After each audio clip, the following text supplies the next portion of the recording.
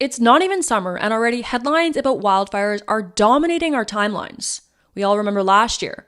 The wildfire smoke was so thick that it rolled across Canada and into the US for much of the summer. Since I moved to Alberta, I've been hearing the same thing from all of you. It wasn't like this when I was a kid. Now, we all know that the so-called experts want to blame us for drinking out of plastic straws or something, but I think there's more than meets the eye here. This week, fire officials announced that of 33 fires ongoing in the Calgary forest area, 26 of them were man-made and were left unattended. And while we all know that the quality of the human race is declining along with the departure from religion and the family, I think it's time we all start asking ourselves an important question. Is it human idiocy or maliciousness that's at play here? I'm Rachel Emmanuel, and this is the Alberta Roundup. Rachel Emmanuel brings the news each day on Alberta Roundup. She has her say. Okay, everyone, taking a look at our first story here. Wildfire officials keeping an eye on fires say there's been an alarming number of fires over the long weekend, with most of them occurring in the Calgary forest area. In an update on Thursday, officials said that 33 new fires were recorded in Alberta between Friday and Monday. Christy Tucker, an information unit officer with Alberta Wildfire, said 26 of those were human-caused and all but one were in the Calgary forest area. Officials said all of the fires were quickly extinguished by patrols. Tucker said, quote, "Obviously, Calgary and around Calgary is a popular place for people to go on the long weekend. And there are a number of popular random camping sites. Our staff know those areas well, and that's part of their long weekend routine. There were more than 1,700 interactions with Alberta in the Calgary forest area." Forest and Parks Minister Todd Loewen said all of the fires were campfires that were left unattended, but posed a, quote, "huge risk to become larger wildfires if they were ignored." Here's what else he had to say. Any of these starts are alarming, especially the ones that are human caused, and especially the ones that are just out of carelessness. I mean, that's alarming. The cost of wildfires is extreme, and I think if people realize how much just leaving a campfire unattended, the cost to taxpayers, cost to people's disruption, people's lives, I think that's important to get across to the people of Alberta. Moving into our next story here, Alberta Premier Danielle Smith is moving ahead with her promise to break up Alberta Health Services into 4 different departments. Of course, that's primary care, acute care, continuing care, and mental health and addictions. This week on the radio show Your Province, Your Premier, Danielle Smith was asked if there's a concern that the separate agencies will run the risk of becoming too independent. Here's what she had to say about it. Well, I think that we'll be able to manage that issue better than having everything under one umbrella, because I'll tell you what's happened is that AHS has pretty well conducted itself in a way that everything leads to an emergency room. So if you don't have a doctor, you go to an emergency room. If you fall and hurt yourself and then need to go into long-term care, oftentimes you're waiting in an acute care bed in a hospital. Mental health goes to an emergency room. Addiction goes to an emergency room. Homelessness goes to an emergency room. People who have low income and don't have a place to go are in an emergency room.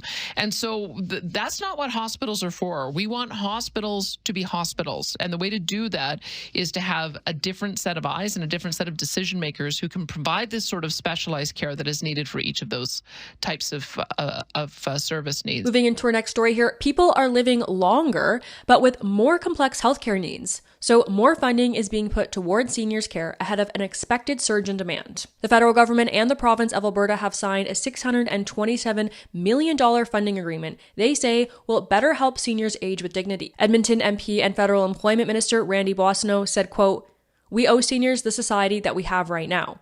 After a lifetime of work, giving back and caring about others in their communities, the least seniors deserve is the ability to age with dignity and not to worry about what's next."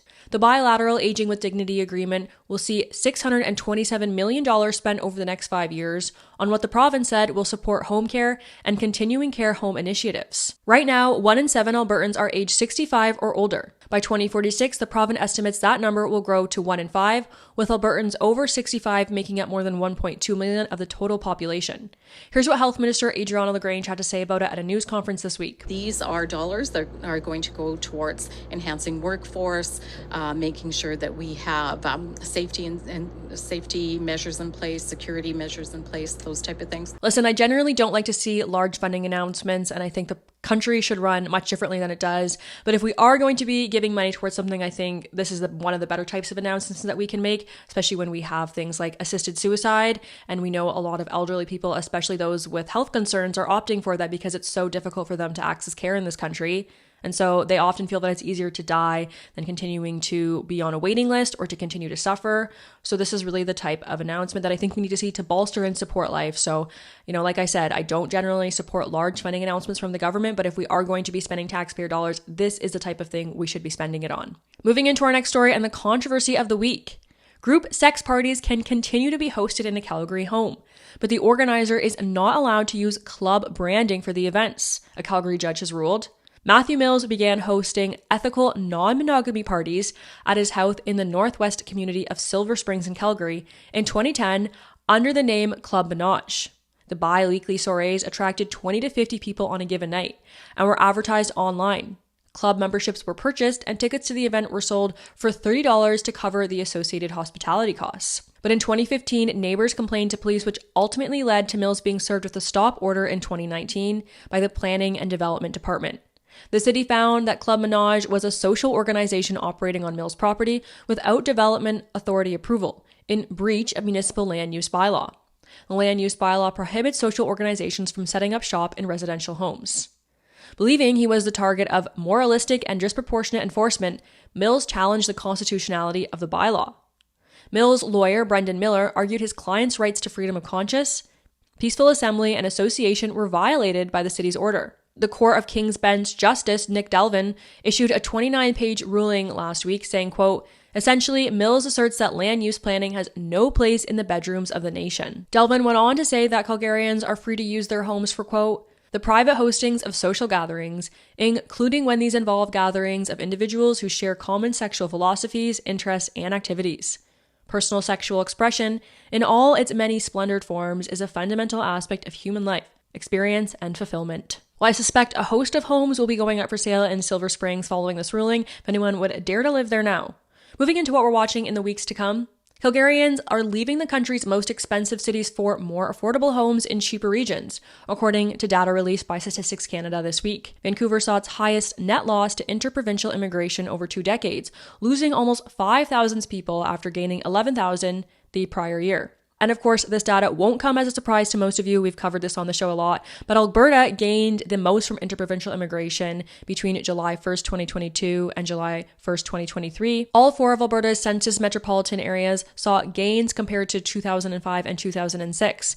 Calgary saw an increase of over 26,000 people, Edmonton over 16,000 people, Lethbridge over 1,600 people, and Red Deer over 1,200 people. On the flip side, Ontario lost people in all of its metropolitan areas. In 2022, over 22,900 Ontarians left the province for Alberta, followed by more than 10,400 Ontarians moving to Nova Scotia. I would fall in the category of people who left Ontario for Alberta in that year in search of more opportunities and a lower cost of living. That being said, because so many people are moving here, I don't know if we're actually seeing that lower cost of living. I saw that story, and then I also saw this story of a report from the Alberta Federation of Labor saying the Alberta advantage is slipping away due to declining living standards and wages. The 54-page report by economist Jim Stanford suggests that Alberta has the slowest wage growth among all provinces, despite equally high inflation, which caused an unprecedented downward pressure on living standards. According to the report, annual wages increased for hourly employees from 2018 to 2023 averaged at just 2% per year. This is slower than the national average of 3.4%.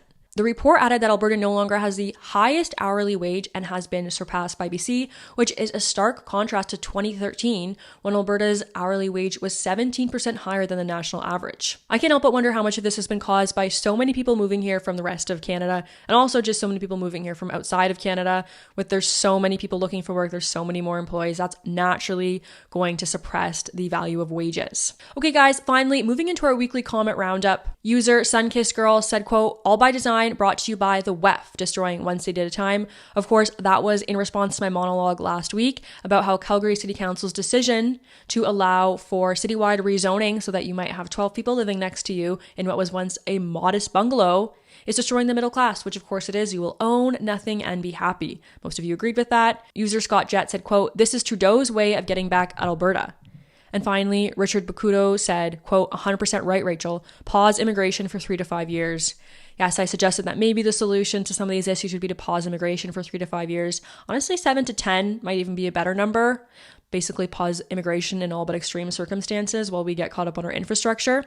Well, let me know what you guys think in the comment below. Do you think we need to pause immigration? And if so, for how many years? Okay, everyone, that's all we have time for today. Thank you so much for tuning in. As always, please subscribe to True North and like this video. I will see you guys next week. Have a great weekend and God bless.